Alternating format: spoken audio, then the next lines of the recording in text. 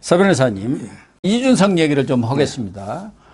이준석에 대해서는 성접대 문제죠. 경찰이 수사를 해가지고 검찰에게 지난해 10월 13일 무고 혐의로 송치를 했어요. 그래서 검찰이 그동안 왜 이준석 수사를 안 하고 있나 이런 얘기들도 있었습니다만은 이번 주죠. 20일 날 그 성접대를 한 사람 있잖아요. 그러니까 아이카이스트 대표지요. 그 사람을 지금 소환해서 조사를 한다. 그런 보도가 나왔어요. 지금 이제 그 사건이요. 많이 이제 그 진행이 됐습니다. 아, 그렇습니까? 원래 이제 8개월 됐죠. 경찰에서 이제 그 서울지방경찰청 반부패부입니다. 거기에서 이제 그 성접대 받은 거 있잖아요. 성접대 받은 거는 이제 그 성매매가 시효가 5년이에요. 그다음에 그 박근혜 대통령을 초청해주는 대가로 접대했죠. 여기 그 알선수재거든요. 알선수재. 그러니까 알선수재하고 성매매 특별법인데 알선수재는 이제 이거 7년인데 다 시효가 지났습니까? 그래서 알선수재하고 성매매 특별법은 기소를 못하고 그러면 이준석이가 가만히 있었으면 기소를 못해요. 그런데 이준석이가 성접대 받았다고 가로세로가 방송을 한 거죠. 그렇죠. 지난해 말인가요? 가로세로가.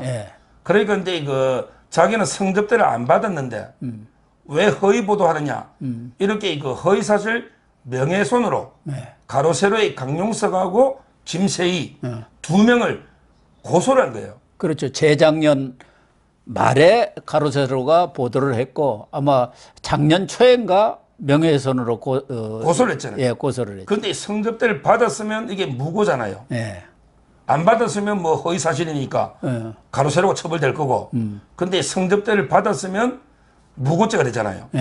그래서 이제 경찰에서 성접대에 대해서 수사를 쭉 했어요. 그랬더니 그 성접대 받은 증거가 너무 많다.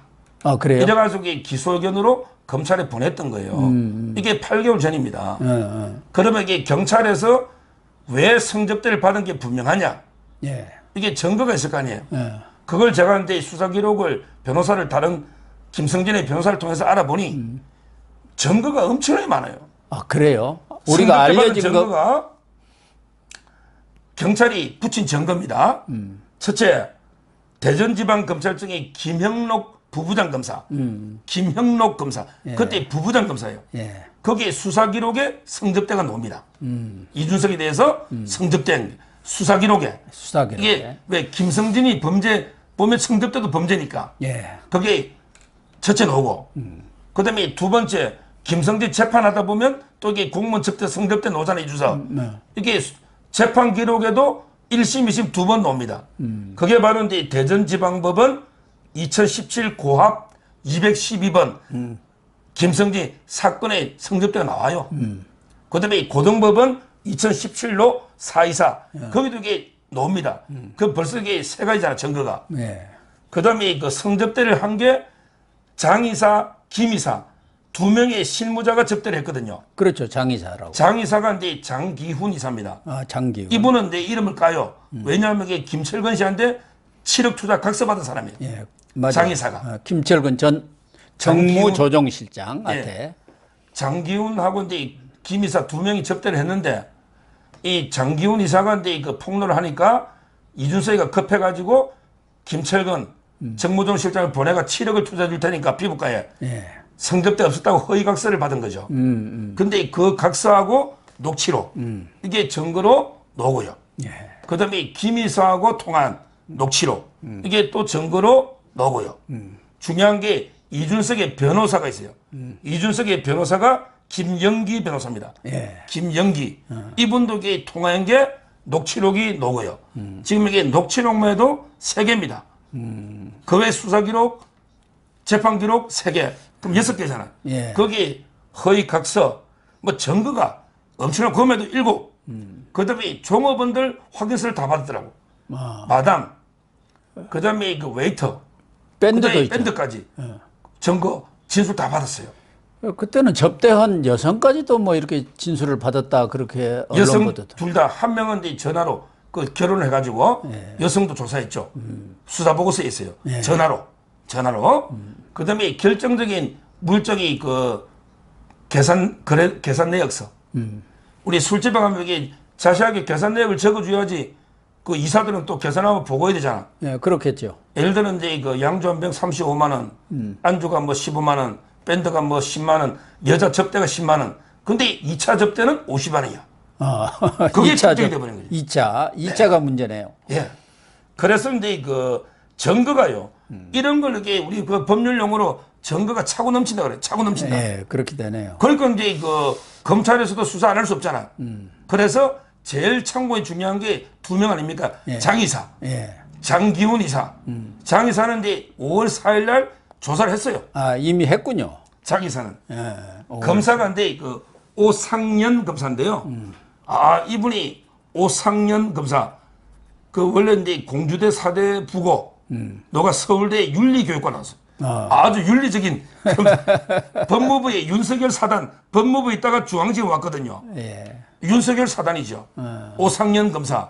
이분이 초임 이제 인천부터 검사 생활을 하면서 상당히 강직하고 수사력이 뛰어난 표창 경력이 많아요. 아, 그렇군요. 그러니까 오상년 검사가 수사를 담당한 주인 검사입니다. 그러니까 이제 5월 4일 날 장기훈 수사하고 20일 아이카이스트 김성진 수사 대표. 4시간 한다고 교도소에 협의해서 4시간 수사하겠다. 이래서 소환장 김성렬은 지금 깜빵에 있잖아요. 뭐 다른 사건으로 이제 9년 받아 있죠. 9년형인가? 근데 그 김성진 수사합니다. 그러면 이게 다음에는 이준석입니다. 그러니까 이준석까지. 김성진까지 하고 나면은 이준석 소환을 해야겠네요. 소환하죠. 예. 소환하면 이게 그 기소할 수가 없잖아요.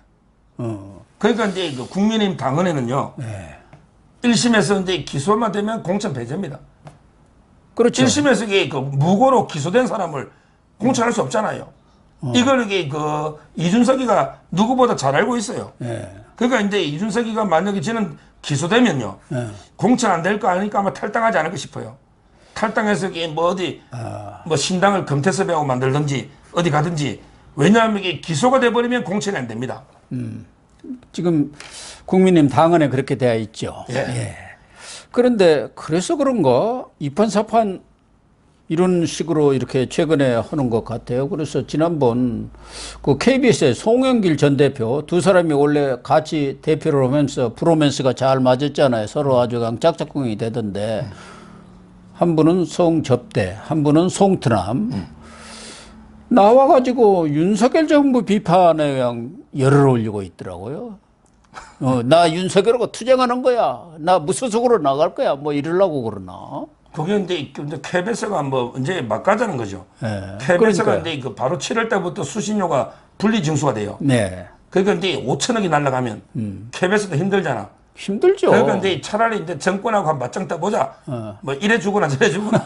그래서 이게 그 송태남, 송영길이 하고 그다음에 이준석이 하고 이제 그 판을 깔아준 거죠. 근데 그 송영길이는요. 송영길이는 이제 그 20억 그 돈봉투 있잖아요. 예. 9,400. 돈봉투보다 이게 더 큰 게 많아요.